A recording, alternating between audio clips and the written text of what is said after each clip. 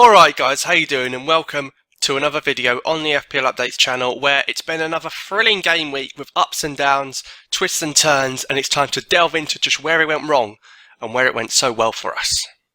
So the best player you could have had in your teams this week, the best single scorer, was Everton striker Romelu Lukaku, who was part of a great week for Everton with their shock away win at Southampton, 3-0 winners there, and Lukaku scoring 2 goals, getting his fine form back to the early days when he first signed for Everton. You know, he was great up front because he had Aruna Kone alongside him, you know, as a strike partner. He didn't look so isolated. So he might be a great pick for future because, again, Lukaku, he's strong. He's very good in the air. He'll win that second ball. He could be one to look out for this season. As I say, it was a great week for Everton. As you can see, you know, you've got Seamus Coleman and Ross Barkley, you know, the element of that 2013-2014 season's coming back where Everton finished 5th.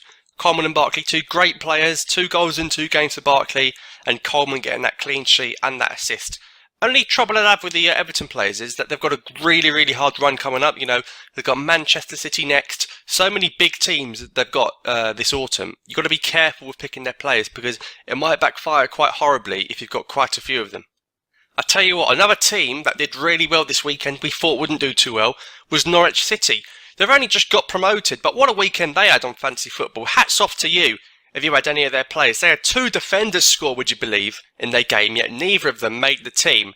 Nathan Redmond, though, scored a goal in the opener despite the loss as a substitute. He's now started this game, and he scored as well, so that's 2 and 2 for Redmond. 11 juicy points for you there, and another 10 points there if you also had Wes Hoolahan. I doubt you had both of them, but again, could Norwich be one of the dark horses on this game? Their players are performing very well individually, and they play well as a team. And of course, who can forget Manchester City's fine 3-0 win over the champions Chelsea? How about that for a result? You know, Vincent Kompany, he's got 2 clean sheets and 2 goals. As a defender, I mean, does it get much better than that? That's heavenly. My only worry, though, is that that really isn't going to continue for much longer. I mean, certainly have him in your team. Don't expect goals and clean sheets every single week. That might be asking a little bit too much of him.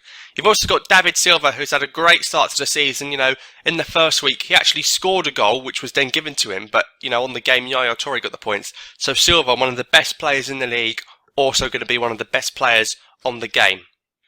Now, some maybe unfamiliar faces this week in the Game Week 2 Dream Team. Boaz Myhill in the West Bromwich Albion goal. 10 points for him. He got a clean sheet, and we know what Tony Pulis is like. Loves a clean sheet with West Brom. Could it be a little bit of a dark horse while Ben Foster's ruled out with injury? Maybe a second keeper? Boaz Myhill may not be the worst option in the world to have. And you've also got Joel Ward and Ashley Williams there. You know, Williams with a great defensive performance at home to Newcastle. And Joel Ward, despite losing, he actually got a great goal against Arsenal, that great low drive. If he can do that again with his left peg throughout the season, I mean, we're in for a treat with Crystal Palace defenders. But as we say, we'll see how the season goes. And of course, Leicester City's Riyad Mahrez, who I just can't be quiet about. But what a guy he is. He's delivered again. Another 10 points. The highest scoring midfielder on the game so far. And also the highest scoring on the entire game, along with Vincent Kompany. Both with 25 points if you combine the 2 game weeks. But that's our look at Game Week 2 and how it's went. I hope you had a Game Week 2 to remember. Let me know in the comments how it went for you. And I'll see you very soon with another video. See you later.